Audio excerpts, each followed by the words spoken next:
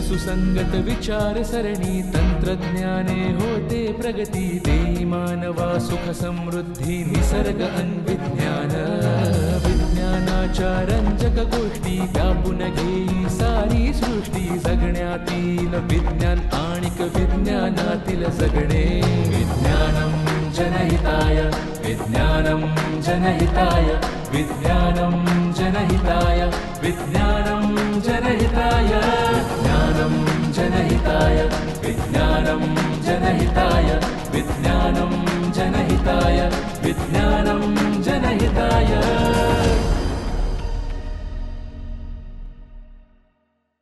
मानसी मावशी, खरंच बरं वाटलं. तुम्ही 4 दिवस वेळ काढून इथे राहायला आलात. तुम्ही आलात म्हणजे 4 विषय कळतात, वेगवेगळ्या विषयांवर गप्पा होतात, माहिती मिळते. तुम्ही पण येत जा ना कधीतरी मध्ये मध्ये माझ्याकडे. येणार आहोत, नक्की येणार आहोत. आपण खरंच प्लॅन करूया. पण तुमच्या त्या पुस्तकाचं काम कुठवर आलो? ते चालूच आहे रे एका बाजूला. पण आता तू जेव्हा माझ्याकडे येशील ना तेव्हा एरवी नेहमी तू स्वयंपाक करतोस, ह्या वेळेला मी तुला मस्त स्वयंपाक करून जेवायला म्हणणार. व्हेज की नॉनव्हेज? तू काय म्हणशील ते. मला नॉनव्हेज आवडतं बुवा. कोण आलं? अरे मकरंद सर, या या. नमस्कार. नमस्कार. या या. नमस्कार मानसीताई, नमस्कार, कशा नमस्कार. आहात? या, काल या, अक्षय बसा, म्हणाला सर. मला काल ऑफिस मध्ये हा. की तुम्ही आलायत म्हणून. बरेच दिवस तुमच्याशी गप्पा मारल्या नव्हत्या बरं म्हणून झालं, आलो. मस्त. नाही नाही सर, बरं झालं तुम्ही आलात. अनुश्री, अगं मकरंद सर आलेत. अनुश्री स्वयंपाक बिपाक करते की काय? नाही नाही, ती स्वयंपाक नाही करते. तिचं काहीतरी काम शिल्लक आहे ते पूर्ण करते. अहो, आज आमच्या स्वयंपाक घराला सुट्टी आहे. वा. सगळ्यांनी बाहेर जेवायला जायचं बेत केलेलं आहे. तुम्ही सुद्धा आमच्या बरोबर यायचं. त्याला वेळ आहे ना अजून, तेव्हा बघू. आणि घ्या ना सर. मानसीताई, तुमचं काय चाललंय सध्या? लिखाण, वाचन, व्याख्यान एकदम बिझी? हा, बिझी म्हणजे नेहमीप्रमाणेच माझं विज्ञान प्रसाराचं काम आणि मराठी विज्ञान परिषदेचं काम चालू आहे. सर, तुम्हाला पाणी? पतंग? तुला पतंग उडवता येतो? म्हणजे काय, लहानपणी खूप पतंग उडवली आहे. पण आता बऱ्याच वर्षांनंतर प्रयत्न करणार आहे. मित्रांनी प्लॅन केला. हो काय याचे सगळे मित्र हौशी आहेत, एक एक करामती करत असतात. बाकी काय म्हणताय सर, तुम्ही कसे आहात? मस्त. पण अक्षय, तुझा पतंग तुझ्या मित्रांच्या पेक्षा उंच जायला हवा मात्र. हो हो, जाणार म्हणजे काय. हा, आता अर्थात तो पतंग कोणी बनवलाय, कणी कोणी बांधली आहे आणि मांजा कोण पकडतं ह्याच्यावर अवलंबून आहे. नाचता येईना. नाही, असं काही नाही अक्षय, तू स्वतः तुझा पतंग तयार कर ना, असा सरसर उंच जाणारा. मी स्वतः? हो. तुम्हाला माहिती आहे का, सगळ्यांना एक लहान मुलगा होता, त्याचा पतंग नेहमी त्याच्या सर्व मित्रांच्या पेक्षा असा मस्त उंच जायचा. मानसीताई सांगताय त्याचा अर्थ ही कुठल्या तरी वैज्ञानिकाची लहानपणची गोष्ट असणार. हा, पण कुठला लहान मुलगा म्हणजे कोणता वैज्ञानिक स्वतःचा पतंग बनवायचा? ऐका ऐका, तो लहान मुलगा तो पतंग तर स्वतःचे स्वतः तयार करायचाच, पण इतर स्वतःची सर्व खेळणी तो स्वतः तयार करायचा. बाहुल्यांच्या घराचं फर्निचर तो इतकं छान करायचा, वाहतुकीची भांडी छान तयार करायचा. यंत्र तयार करण्याची कलाच त्याला अवगत होती. छोटी छोटी यंत्र तो सहजी तयार करायचा. पण म्हणजे ह्या लहान मुलाबद्दल म्हणजे त्या वैज्ञानिकाबद्दल आम्ही ऐकलंय का? म्हणजे आम्ही ओळखू शकू का? हो, जगातला प्रत्येक माणूस त्याला ओळखतो, प्रत्येक माणसाने त्याला ओळखायला हवं, हे मात्र नक्की. इंटरेस्टिंग आहे. पण आणि काहीतरी सांगा ना, तर आम्ही ओळखू त्यांना. बर, एकदा त्याने पाळीव उंदराच्या मदतीने पीठ दळायची छोटी चक्की घरी तयार केली होती. आजीसाठी सावलीचं घड्याळ तयार केलं होतं, पाण्याचं घड्याळ तयार केलं होतं. अशी अनेक यंत्र त्याने लहानपणी बनवलेली होती, तयार केलेली होती. बापरे, म्हणजे खूपच उपद्व्यापी होता म्हणायला लागेल. कोण असेल बरं? आणखी काहीतरी सांगा ना. एकदा तर त्याने काय केलं माहितीये, मोठा झाल्यानंतर ह्या वैज्ञानिकाने स्वतः हाताने वक्र आरसे बनवले, बहिर्वक्र अंतर्वक्र आरसे. आणि ते आरसे वापरून जगातली पहिली परावर्ती दुर्बीण तयार केली. 1 मिनिट, दुर्बीण म्हणजे गॅलिलिओ? हमरे परावर्ती दुर्बीण म्हणाल्या त्या. कुछ तो गडबड है. बरं, आता जे मी सांगीन ते सांगितलं, तुम्ही तिघही त्याचं नाव ओळखाल. बर बर. विचार करता करता एकदा ह्या वैज्ञानिकाच्या डोक्यामध्ये गुरुत्वाकर्षणाचा विचार अवतरला. न्यूटन. पाहिलं का अनुश्री? काय? मावशी माझी तुलना थेट न्यूटनशी करते, म्हणून ती म्हणाली की माझा पतंग सगळ्यात वर गेला पाहिजे. शहाणाच आहेस. हे फक्त तिलाच वाटतंय, बाकी कुणालाही वाटत नाहीये. बरं, पण केवढी गंमत आहे ना. म्हणजे न्यूटन झाडाखाली बसलेला असताना त्याच्या डोक्यावर सफरचंदाचं फळ पडलं आणि डोक्यात गुरुत्वाकर्षणाच्या विचाराचं बीज पडलं. हे बोलायला छान आहे, पण मला असं वाटतं ही डोक्यावरती फळ पडण्याची पण आख्यायिकाच असणार नाही का मानसीताई? हो खरंय. म्हणजे न्यूटनच्या डोक्यावर फळ पडलं की नाही हे नाही माहिती, पण फळ झाडावरून खाली का पडलं, पृथ्वीकडे काही आकर्षणाचं बल आहे का, आणि जर पृथ्वीकडे आकर्षणाचं बल असेल, गुरुत्वाकर्षण असेल, तर मग चंद्र का नाही पृथ्वीवरती येऊन पडत. बर, फळ जवळून पडलं आणि चंद्र दूर आहे, म्हणजे अंतराप्रमाणे हे जर बल क्षीण असेल तर मग चंद्र पृथ्वीभोवती का फिरत राहतो आणि पृथ्वी सूर्याभोवती का फिरत राहते. निसर्गातल्या ह्या सर्व गोष्टींचा विचार करत, सखोल निरीक्षण करत, अनेक प्रयोग करत, गणित करत त्याच्या पुढची जवळजवळ 17-18 वर्ष न्यूटनने घालवली आणि मग या अभ्यासांती त्याने आपले गुरुत्वाकर्षणाचे सिद्धांत मांडले. काय अफाट असतात ना ही मंडळी. म्हणजे पृथ्वी, चंद्र, सूर्य यांना हाताशी घेऊन प्रयोग करायचे. कमाल आहे. आणि कसं बघ ना, गुरुत्वाकर्षणाच्या बलामुळेच चंद्र पृथ्वीभोवती फिरतो, पण तो सतत वर्तुळाकार गतीत फिरत असतो आणि ह्या त्याच्या सततच्या वर्तुळाकार गतीमुळे त्याच्यावरती गुरुत्वाकर्षणाचा बल जाणवत नाही. हे सुद्धा न्यूटनने अनेक प्रयोगांती सिद्ध करून दाखवलं. या वैज्ञानिकांची जडणघडणच वेगळी ना. म्हणजे लहानपणापासून त्यांना एक एक काय काय प्रयोग सुचत असतात नाही. अगं प्रयोग तर असतातच, पण मुळात त्यांची विचार करायची पद्धतच वेगळी असते. करेक्ट. हो, हे बघा ना, आणखीन आपले भारतीय शास्त्रज्ञ डॉक्टर वसंतराव गोवारीकर, त्यांच्या लहानपणी त्यांच्या घरात अनेक हत्यारं होती. ते वापरून ते छोट्या मोठ्या गोष्टी तयार करायची.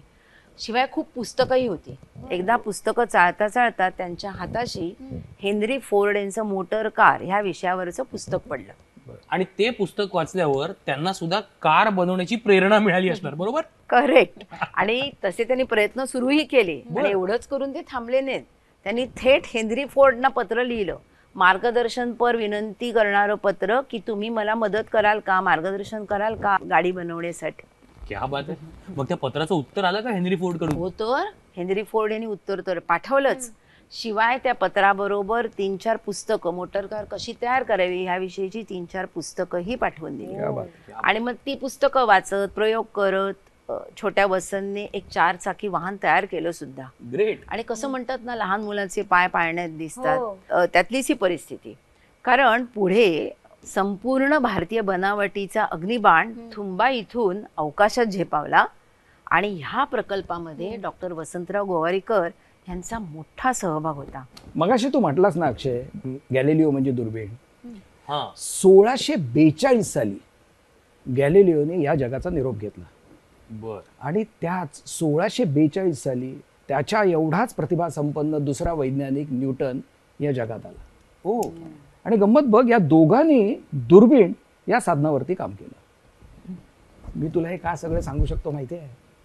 फार फार वर्षापूर्वी आकाशवाणीसाठी मी गॅलिलिओवरती एक एपिसोड लिहिला होता. काय सांगता? तेव्हा त्याच्यावरती खूप अभ्यास केलेला, त्याच्या बऱ्याच गोष्टी मला माहिती आहेत. हो, मग आणखीन काही अशा इंटरेस्टिंग गोष्टी सांगा ना गॅलिलिओ बद्दल. अरे मला खूप गोष्टी माहिती आहेत, पण मानसीताईंना सगळ्या माहित असणार. बरं चल, तू म्हणतोस ना, तुम्हा दोघांसाठी सांगतो. येस. गॅलिलिओ जेव्हा शिकत होता आणि अनेक विषयावरती संशोधन करत होता, त्यावेळेला अरिस्टॉटल नावाचा एका तत्ववेत्त्याचा शब्द त्यावेळेला प्रमाण मानला जायचा. बरं. ठीक आहे.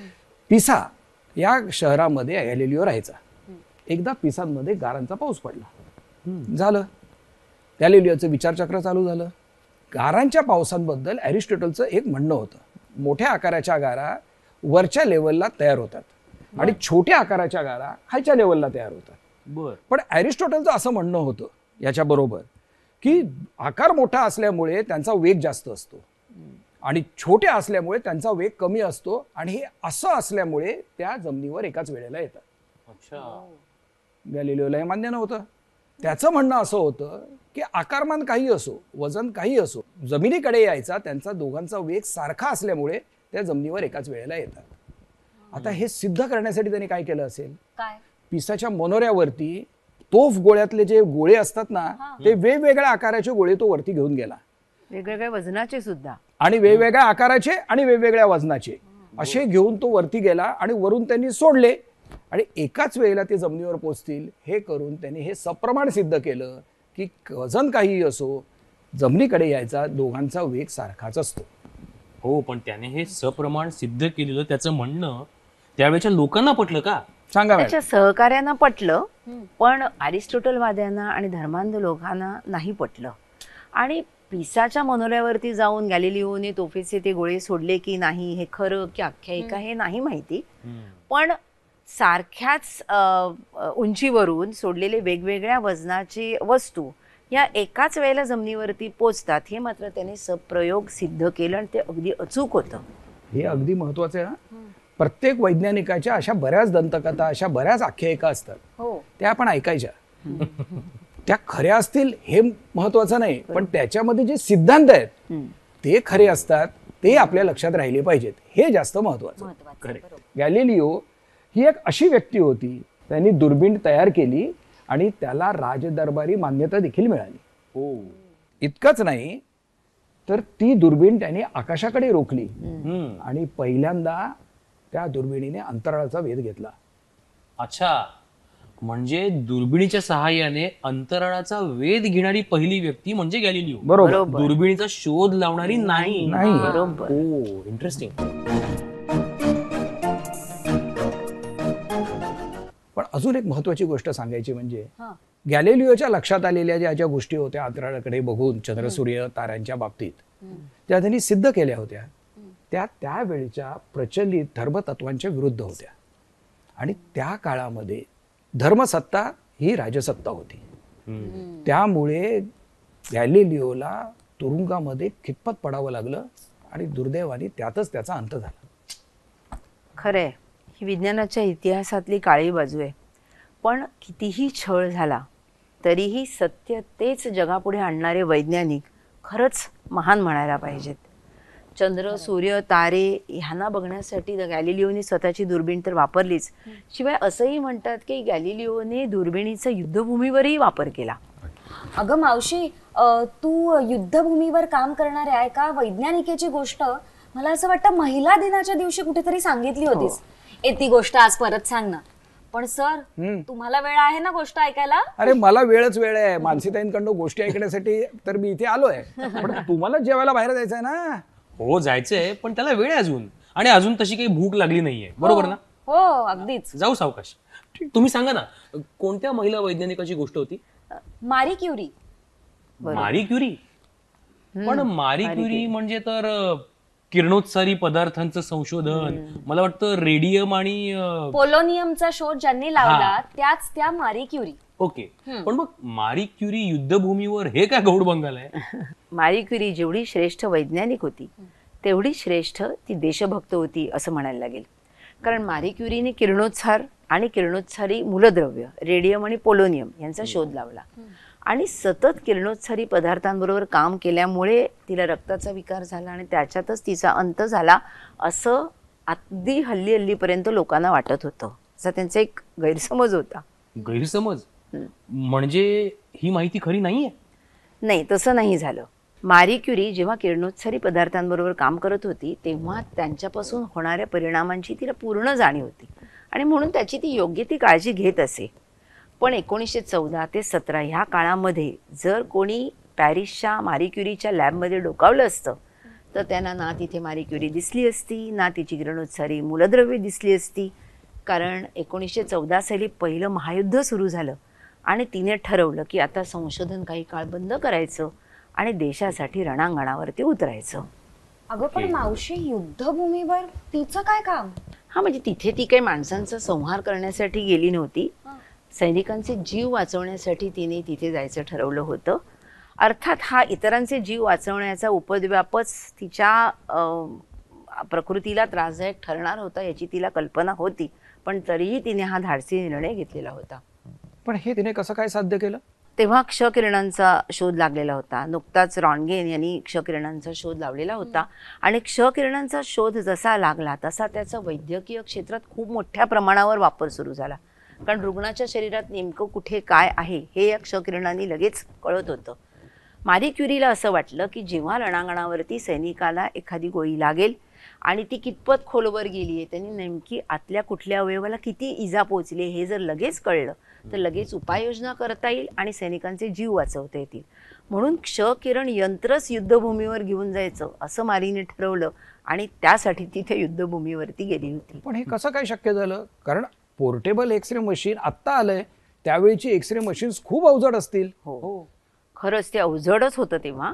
पण मग तिने काय केलं की एका गाडीमध्ये बदल केले, त्याच्या रचनेमध्ये, त्याच्यामध्ये क्षकिरण यंत्र घेऊन जाता येईल असे बदल केले. एवढंच नव्हे, इंजिनामध्येही थोडेफार बदल केले आणि अशी तिने रेडिओलॉजिकल कार तयार केली. त्याला ती लिटिल क्युरी असंही म्हणायची. इंटरेस्टिंग.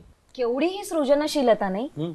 म्हणजे बघ ना, एकटी मारी क्युरी आणि ती एक गाडी, हे कितपत पुरं पडणार होतं? नाही, अशा तिने 20 गाड्या तयार केल्या. 20 रेडिओलॉजिकल कार्स तिने तयार केल्या आणि ह्या गाड्या रणांगणावर नेण्यासाठी 150 महिलांना प्रशिक्षित केलं.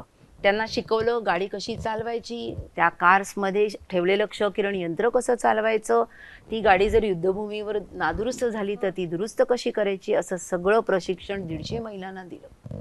आणि ह्या मारी क्युरी स्वतः, तिची मुलगी आणि ह्या 150 महिला या सर्वांनी मिळून अक्षरशः हजारो सैनिकांचे प्राण वाचवले, जीव वाचवले. कारण लगेच कुठे गोळी लागली की हे कळलं की उपाययोजना होत होती आणि मग त्या उपाययोजनेवरनं उपचार झाल्यामुळे ह्या सैनिकांना लगेच पुढे परत युद्धावर जाता येत होतं. ह्या सगळ्या गोष्टीमुळे फ्रान्सला युद्ध जिंकायला खूप मोठी मदत झाली. फक्त झालं एकच, क्षकिरणांच्या सान्निध्यात खूप अधिक प्रमाणात राहिल्यामुळे मारीला रक्ताचा विकार झाला. अच्छा, म्हणजे क्षकिरणांच्या सानिध्यात जास्त राहिल्यामुळे तो रक्ताचा विकार झालाय. हे हो, हे खरं सत्य आहे. म्हणजे किरणोत्सरी पदार्थांमुळे नाही तर क्षकिरणांच्या सहवासात खूप काळ राहिल्यामुळे तिला रक्ताचा विकार झाला. आणि हे अगदी अलीकडे आत्ता 95-96 साली एका वेगळ्याच घटनेमुळे ही गोष्ट लक्षात आली. त्याची ही एक रोमांचक कथा आहे, पण ती आता पुन्हा कधीतरी सांगेन. काय ऐकावं तेवढं अद्भुतच नाही. पण तुम्ही जी म्हणालात ना रोमांचक घटना, ती मी आता जाऊन इंटरनेटवरती शोधून काढेनच. पण मारी क्युरी काय ग्रेट पर्सनॅलिटी ना. खरंय. म्हणजे विज्ञानाच्या पदार्थ विज्ञान आणि रसायन विज्ञान या 2 विज्ञान शाखांमधलं नोबेल पारितोषिक मिळवणारी एकमेव व्यक्ती. अरे नोबेल मिळवणं तर सोडाच, पण हे नोबेल मिळवण्यासाठी हे वैज्ञानिक जे काम करतात ना, ते नुसतं बघितलं तरी त्यात आपल्याला खूप शिकण्यासारखं आहे. हो ना. म्हणजे या शास्त्रज्ञांची मेहनत, त्यांची स्वतःच्या कामावरची श्रद्धा आणि त्यांचा स्वतःवर असलेला योग्य विश्वास, आत्मविश्वासावरून एक गोष्ट आठवली. जॉन बार्डिन या वैज्ञानिकांबद्दल तुम्ही ऐकलं असेलच. हो. त्यांना भौतिकशास्त्राचा नोबेल पुरस्कार मिळाला पहिला 1956 साली त्यांच्या सेमीकंडक्टर याच्या संशोधनाविषयी. हा नोबेल पुरस्कार त्यांना जेव्हा जाहीर झाला तेव्हा ते आपल्या मोठ्या मुलाला सोबत घेऊन तो पुरस्कार घ्यायला गेले, पुरस्कार स्वीकारायला. स्वीडनचा राजा गुस्ताव यांच्या हस्ते त्यांना हा पुरस्कार मिळणार होता. तर पुरस्कार सोहळ्याला त्या राजाने विचारलं की तुम्हाला मुलं किती? जॉन बार्डिन म्हणाले 3, 2 मुलगे 1 मुलगी. मग राजाने विचारलं मग तुम्ही एकाच मुलाला घेऊन का आलात? तर जॉन बार्डिन म्हणाले की माझी 2 मुलं जी आली नाहीयेत ती त्यांच्या विद्यापीठात अभ्यास करतात, त्यांच्या अभ्यासात व्यत्यय कशाला, म्हणून मी ह्याला घेऊन आलो. राजाला आश्चर्य वाटलं. तो म्हणाला अहो तुम्हाला नोबेल पारितोषिक मिळालंय, हा किती दुर्मिळ क्षण आहे तुमच्या आयुष्यातला, यावेळेस तुमच्या कुटुंबातील सगळ्यांनी इथे असायला हवं ना. तर यावर जॉन बार्डिन काय म्हणाले, हा बरोबर आहे तुमचं म्हणणं, पुढच्या वेळी मी अशी चूक करणार नाही. पुढच्या वेळी नोबेल मिळवायला? हा. मग दुसऱ्यांदा नोबेल मिळाला का त्यांना? मिळालं ना 1972 साली सुपर कंडक्टिव्हिटीवरच्या त्यांच्या संशोधनासाठी. आणि यावेळी ते आपल्या सगळ्या कुटुंबियांना घेऊन नोबेल स्वीकारायला गेले. काय गंमत आहे बघा ना. काही माणसं किती कणखर, ध्येयवेळी आणि आपलं काम रोखठोक करणारी असतात नाही. खरंच. हो, अनुश्री, मला त्यावरून आठवलं, तू ज्यांना दैवता समान मानतेस त्या डॉक्टर कमला सोहनी, त्यांनी तर एकदा CV रामन सरांना छोटासा धडाच शिकवला होता. CV रामन म्हणजे नोबेल पारितोषिक विजेते CV रामन. हो, त्यांना कमला सोहनीने काय शिकवलं होतं सांगते. 1933 सालची गोष्ट आहे. बँगलोरमधल्या इंडियन इन्स्टिट्यूट ऑफ सायन्स या जगप्रसिद्ध संशोधन शाळेत सर सी.व्ही. रामन बसले होते आणि आपल्या समोर बसलेल्या 2 व्यक्तींशी ते मोठ्या त्वेषाने बोलत होते की आमच्या या संस्थेमध्ये उत्कृष्ट दर्जाचं संशोधन कार्य चालतं. हे असलं काम महिला करू शकत नाहीत, त्यामुळे आम्ही इथे महिलांना प्रवेश देत नाही. बापरे. त्यांच्या समोर कमला भागवत आणि त्यांचे उच्च विद्या विभूषित वडील नारायण भागवत बसले होते. कमला भागवत या ज्येष्ठ साहित्यिक दुर्गाबाई भागवत यांच्या बहीण. पण एक मिनिट, सी.व्ही. रामन यांच्यासारख्या एका ज्येष्ठ वैज्ञानिकाने केवळ महिला म्हणून प्रवेश नाकारला त्यांना? हो, अरे पुढे तर ऐक. म्हणजे कमलाबाई भागवत हे सगळं संभाषण ऐकल्यानंतर आपल्या धारदार स्वरात पण नम्र भाषेत असं म्हणाल्या की प्रवेश नाकारण्याचं हे कारण मला अजिबात मान्य नाही. त्यामुळे मला इथे प्रवेश मिळेपर्यंत मी इथेच दाराशी धरणं धरून बसणार. खरं तर त्यांच्या या उत्तराने सी.व्ही. रामन सर जरा घाबरले. पण त्यांनी लगेच त्यांना MSc ला प्रवेश नाही दिला. ते असं म्हणाले की मी 1 वर्ष बघेन तू काय करतेस आणि मग पुढच्या वर्षी तुला MSc ला प्रवेश देईन, असं म्हणून त्यांना प्रोबेशनवर टाकलं. आता कमलाबाई भागवत या रसायनशास्त्राच्या विद्यार्थिनी, त्यामुळे जी काचेची उपकरणं लागतात ती स्वतःच तयार करून कमलाबाई कामाला लागल्या सुद्धा. म्हशीचं दूध आपल्या शरीरासाठी पौष्टिक असतं, पण पौष्टिक जरी असलं तरी ते पचायला जड असतं, कारण त्यात साईचं प्रमाण जास्त असतं. त्यामुळे हे साईचं प्रमाण कमी करण्यावर आणि कोणत्या कडधान्याला कोणत्या लांबीचे मोड आले तर ते आपल्या शरीरासाठी चांगलं, याबाबत कमलाबाईंनी खूप महत्वपूर्ण संशोधन केलं. आणि त्यांच्या या कामगिरीने सी.व्ही. रामन सर अतिशय भारावून गेले आणि त्यांनी कमलाबाईंना MSc ला प्रवेश दिला. हे बघा, मोठ्या वैज्ञानिकाची ही एक चांगली ओळख आहे. चूक झाली की ती मान्य करायची, पदरात घ्यायची आणि सुधारायची. हो, आणि मग पुढे काही वर्षांनंतर केम्ब्रिजला जाऊन त्या उच्च विद्या विभूषित होऊन भारतात आल्या सुद्धा. आणि मग भारतात आल्यानंतर माधवराव सोहनी यांच्याशी त्यांचा विवाह झाला आणि या महान वैज्ञानिक कमला सोहनी म्हणून नावारूपाला आल्या. नंतर 1949 मध्ये विज्ञान संस्थेमध्ये काम करत असताना त्यावेळेचे राष्ट्रपती डॉक्टर राजेंद्र प्रसाद आणि ज्येष्ठ वैज्ञानिक डॉक्टर होमी भाभा तिथे आले होते. आणि तेव्हा त्यांच्याशी चर्चा करत असताना डॉक्टर राजेंद्र प्रसाद यांनी कमलाबाईंना नीरा या पेयावर संशोधन करण्यासाठी सुचवलं. त्यानुसार तब्बल 10 ते 12 वर्ष कमलाबाईंनी नीरेवर संशोधन केलं. अनेक आजारग्रस्त आदिवासी मुलांना या नीरा पेयामुळे आरोग्य मिळालेलं आहे हे सुद्धा त्यांनी सिद्ध केलं. आणि मग कमलाबाईंनी सरकारला अशी विनंती केली की संपूर्ण जनतेसाठी हे पेय उपलब्ध व्हावं मोठ्या प्रमाणात. मग योग्य ती कार्यवाही केली गेली आणि त्यानंतर आपल्याला ठिकठिकाणी नीरा विक्री केंद्र दिसायला लागली. चला मंडळी, निघूया आता. उद्या सकाळी मानसीताईंचं प्रस्थान पण आहे, लवकर आटपायला पाहिजे ना तुम्हाला. म्हणजे सर तुम्ही सुद्धा आम्हाला जॉईन होताय? वा वा, क्या बात आहे. खरं सांगायचं तर मला काय फारशी भूक नाही, पण ह्या गप्पा सोडवत नाहीये. चला निघूया. चला निघूया.